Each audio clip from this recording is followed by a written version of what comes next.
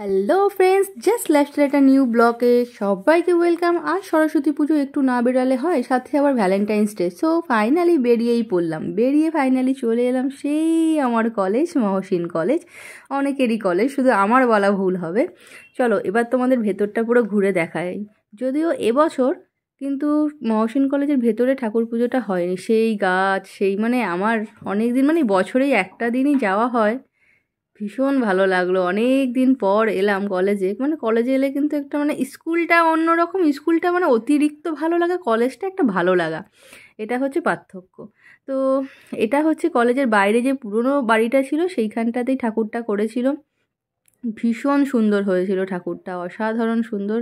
আর যে পেছনের দিকে যে কলকাগুলো দেখছো, ওগুলো কিন্তু সম্পূর্ণটাই হাতে করা, বেশ সুন্দর করেছিল কিন্তু। চলো এবার তোমাদের ঠাকুরটা না একটু সামনে থেকে দেখাই যে কতটা সুন্দর। আমি একটু ফাঁকা পেয়েছিলাম, সে ভাবলাম যে ঠাকুরটা তোমাদের জন্য একটু সুন্দর করে তুলে নিয়ে যাই। ঠাকুরের মুখটা এতটা মিষ্টি হয়েছে না, দেখো একবার শুধু। আর এই আঁকাগুলোও দেখছিলাম, কলকাগুলো কত সুন্দর করে হাতে করে। এইগুলো কিন্তু সম্পূর্ণটা স্টুডেন্টদেরই করা, ওরাই কিন্তু সময় নিয়ে একটু একটু করে করে। তারপর চলে এলাম ঘড়ির মোড়, সেই আমাদের ঘড়ির মোড়। কিন্তু ঘড়ির মোড়টা সেই সাজিয়েছিল, কিন্তু একদম সেই। এটা হচ্ছে ঘড়ির মোড়ের বিপরীতের ঠাকুরটা। এটাও প্যান্ডেলটাও কিন্তু অসাধারণ করেছিল, এবং ঠাকুরটাও ভীষণ সুন্দর করেছিল। দুটোই তোমাদের দেখাবো, চলো আগে প্যান্ডেলটা একটু ভালো করে দেখাই। আর দেখাবো কি, এত সেলফি চলছে।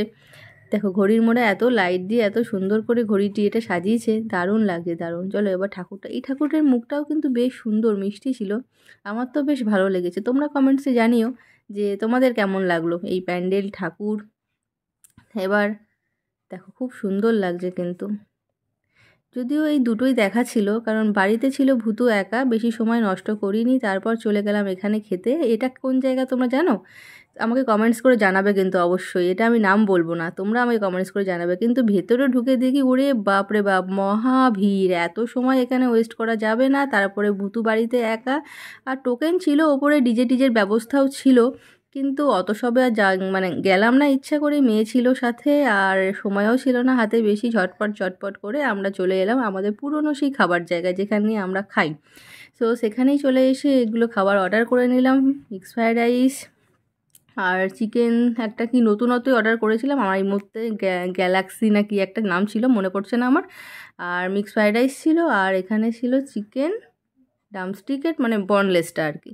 এই দুটোই আমাদের ভীষণ ফেভারিট। তো প্রচণ্ড খিদে পেয়েছিল, সন্ধ্যে থেকে কিছুই খাওয়া হয়নি। খাবার পাওয়া মাত্রই একদম হাই হাই করে খেতে শুরু করলাম। তবে এই ডিশেসটা আমার জাস্ট ওয়াও লাগে, এখানে আমি যতবারই খেতে যাই এটা তো অর্ডার করবই করব। সাথে আর যাই থাকুক, এটা মাস্ট থাকবেই থাকবে। সো ফাইনালি আমাদের ভ্যালেন্টাইন্স ডে, স্পেশালভাবে কাটানো হয়ে গেল। আমরা এবার বাড়ি যাচ্ছি, বাড়ির পথে আর কি।